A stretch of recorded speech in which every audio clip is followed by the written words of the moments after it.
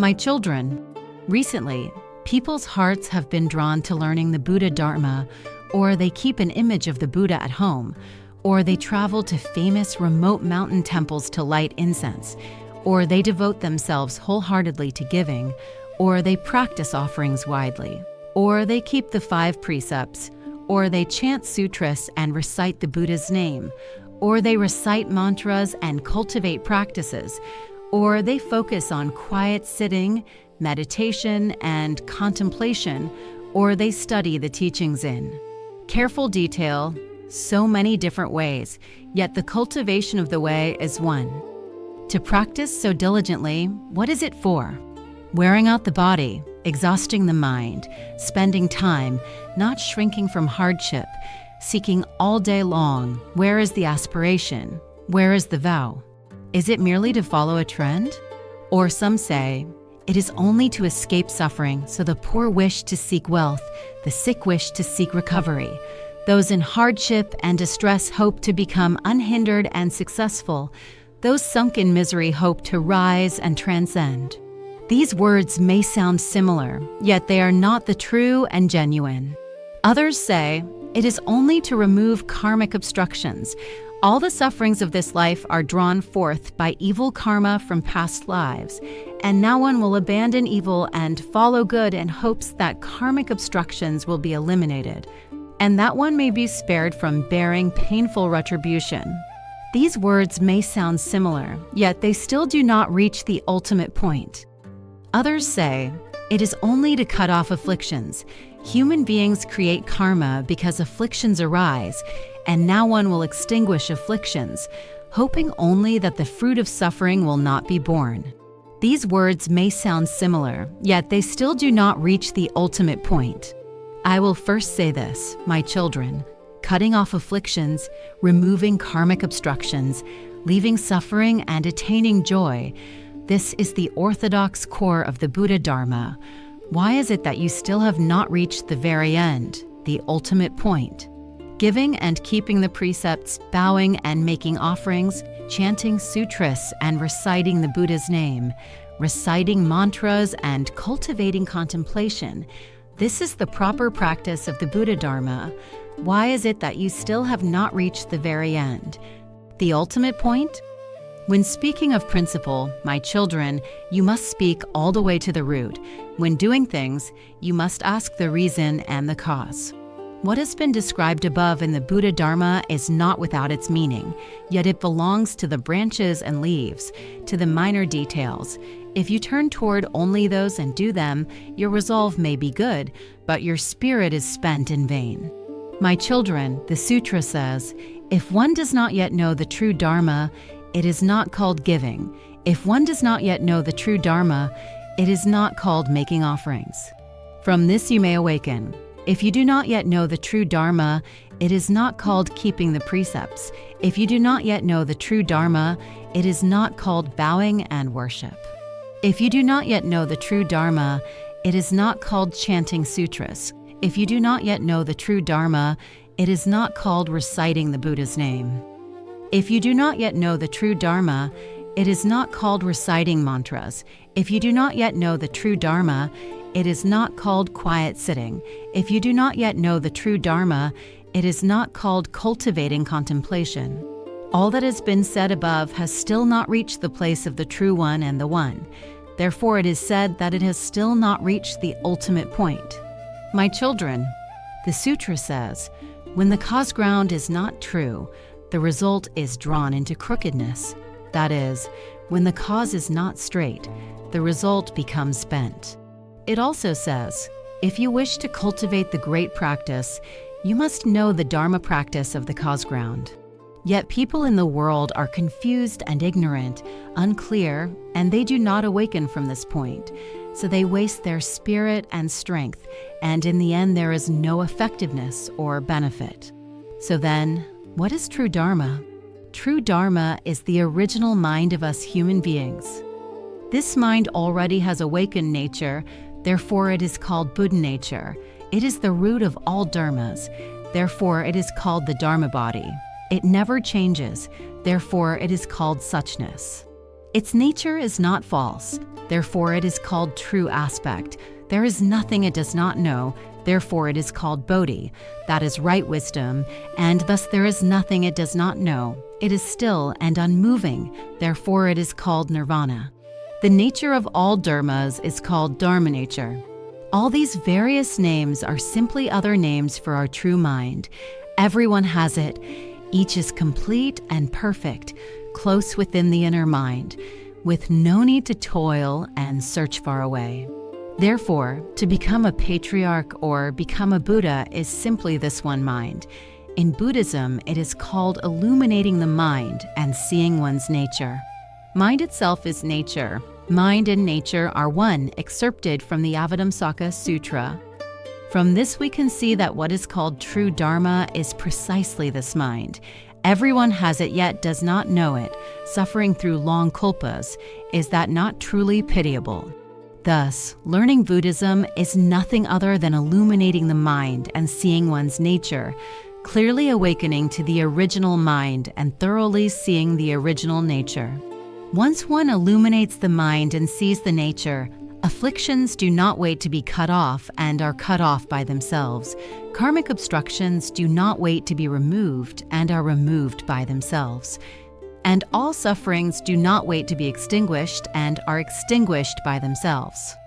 Furthermore, one need not even speak of making offerings to the three treasures, and yet one naturally makes offerings to the three treasures of the mind itself. In giving, one may not give a single piece of gold, yet what is given surpasses the 7 treasures. One may not recite mantras, yet naturally receives the seal of illumination.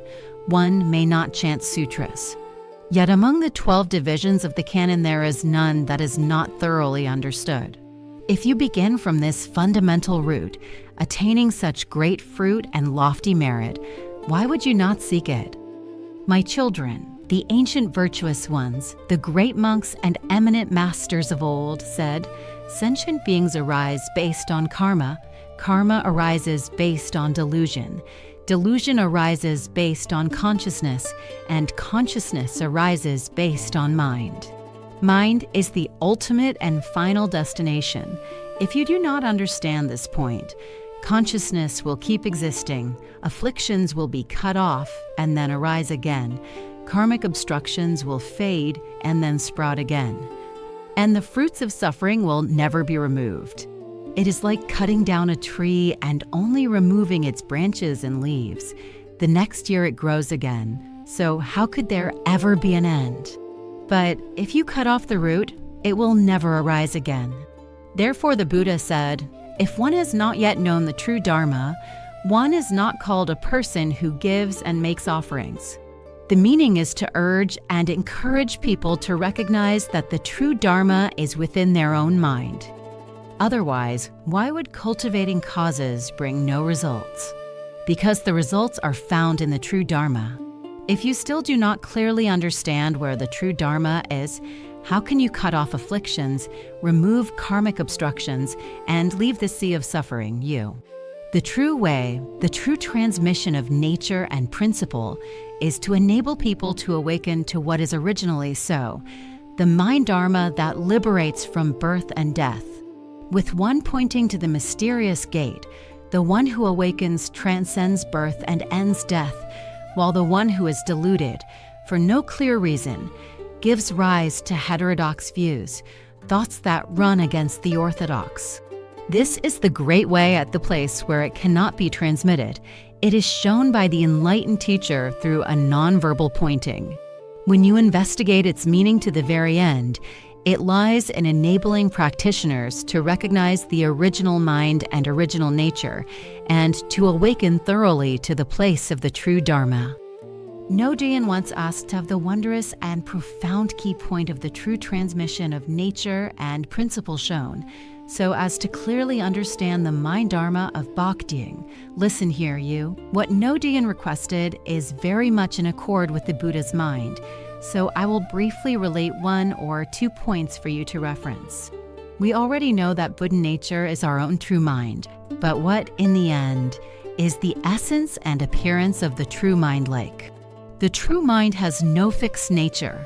Its substance is nature as emptiness, that is, dependent arising as emptiness. Therefore, it is called true emptiness. Its appearance is like space, and space has two meanings. First, like space it does not move. Second, like space it pervades all lands. People in the world do not know that the true mind is vast, complete, and luminous. They mistakenly think this mind is inside the body of me, and thus for long kalpas they revolve in samsara and suffer without end. Now, if you wish to clearly understand your own true mind, first do not take the body, an illusory combination of the four elements, as real. Second, do not take the mind of sensory objects and their shadowy reflections, together with mountains, rivers, and the great earth as real. To enter the Buddha Dharma, there are two essential meanings. One is that sentient beings are empty, and the other is that all dharmas are empty. If sentient beings are not seen as empty, it is called clinging to self. If all dharmas are not seen as empty, it is called clinging to dharmas. What is clinging to self? It is the private mind that takes charge.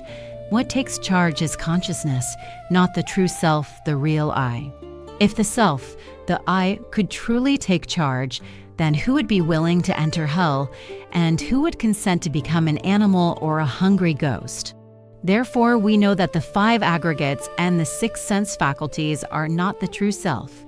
They are entirely the discriminating, grasping consciousness.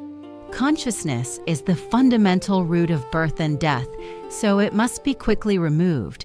It must not be indulged and followed. Therefore, the Heart Sutra says, when practicing deeply the perfection of wisdom, one illuminates and sees that the five aggregates are all empty. By being without self in this way, one attains the emptiness of persons. What is called clinging to dharmas? All dharmas are originally empty, yet sentient beings do not know this. They take them to be truly existent, give rise to delusion and create karma, and the cycle of birth and death does not cease, all because of clinging to dharmas. To awaken that all dharmas have no self-nature and that their essence is originally empty is called attaining the emptiness of dharmas. People in the world are covered over by clinging to self and clinging to dharmas, and therefore they do not know their own true mind. In the Mahayana Dharma gate, if you wish to awaken the mind, you must first have faith and enter into the principle of the emptiness of persons and the emptiness of dharmas. Then awakening the mind will come in its time, and in an instant you accord with the way. If you do not believe in these two kinds of emptiness and instead focus only on seeking blessings and rewards, you are an outsider, and you absolutely cannot obtain the benefits of the Buddha Dharma. The student No Duyan once shared that all people, events, and actions are driven by accumulated karmic force across many lifetimes, born from mind consciousness, like dreams and illusions, like reflections on water and images, empty and not real. The sutra says, not knowing that all dharmas are empty, one constantly bears the suffering of birth and death. If one can awaken and enter into these two kinds of emptiness, one realizes the patience of the unborn Dharma and thereby attains Anuttara Samyak. The Platform Sutra of the Sixth Patriarch says, if you do not recognize the original mind, learning the Dharma is useless. It also says, the Bodhi nature is originally pure. If you simply use this mind, you directly realize Buddhahood. The Doctrine of the Mean says, what heaven ordains is called nature. Following nature is called the way. Cultivating the way is called teaching. This means that the Supreme Lord bestows upon human beings what is called original nature. Acting in accord with original nature is called the way. Nurturing and guiding people on the basis of the way is called transformation through teaching. If you simply use this mind and follow nature, then the single pointing to the mysterious gate is just another way of speaking with the same intent. Yes, you. Those who study doctrine and practice meditation all hope for a great breakthrough and great awakening, and the state of thorough awakening is precisely illuminating the mind and seeing one's nature, attaining the patience of the unborn Dharma. As for those who wholeheartedly seek to awaken to the true transmission of nature and principle, they should clearly realize that all dharmas arise when conditions gather and cease when conditions disperse. They are not existent yet appear to exist. Their illusory forms are not real. Existence is not truly existence. In their very essence, they are empty. The appearance of what is condition arisen is itself illusory. Thus, when one truly sees one's nature, one can clearly see that the myriad phenomena of the universe are all born through conditions upon one's own original nature. This is called wondrous existence. Therefore, those who learn the way should clearly understand dependent arising as emptiness. If one awakens to the nature of conditions, one is freed from the bondage of conditions. The nature of conditions is the nature of what arises through conditions, that is, Buddha nature. The 12 links of dependent arising are the appearances of samsaric rebirth, while Buddha nature is the nature within samsara. When Buddha nature is seen, samsara comes to an end. Being bound by conditions is precisely the bondage of samsara within the 12 links of dependent arising.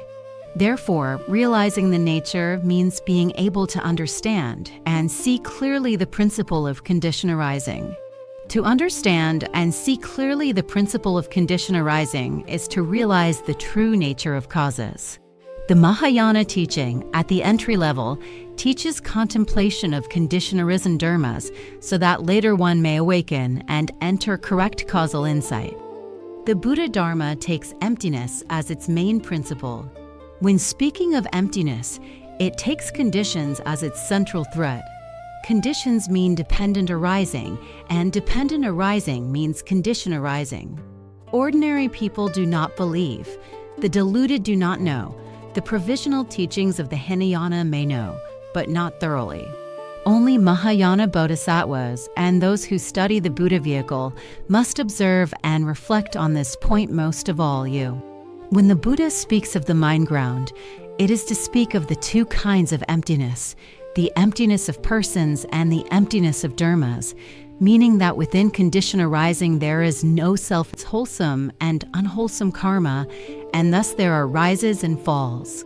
Yet the true mind is originally unmoving, only because mind in vain. You should know that the sea of delusion, karma, and suffering all arises from conditions. What arises through conditions has the nature of emptiness. Therefore, it is called the emptiness of persons. The faculties and objects also arise through conditions.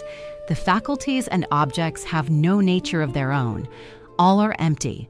Therefore, it is called the emptiness of dharmas. You must know that if there were no meaning of condition arising, then both persons and dharmas would be taken as real, and the true mind would not appear. When there is the meaning of condition arising, then both persons and dharmas are empty.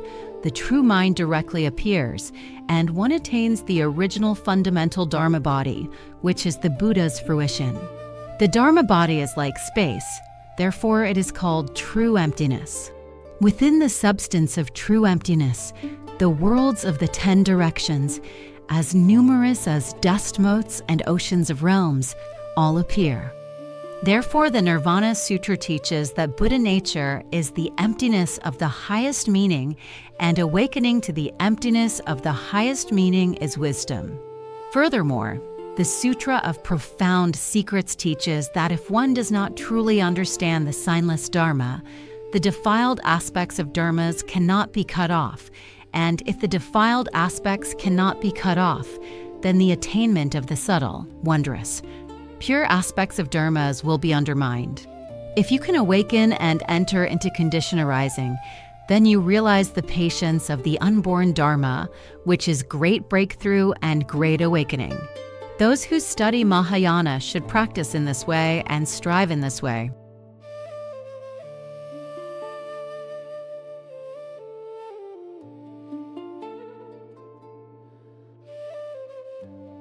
Dear friends, if you find this video helpful, please take a moment to give it a like, subscribe to the Divine Grace Teachings channel, and share it with other fellow believers. The merit is boundless. Thank you to all the angels of God.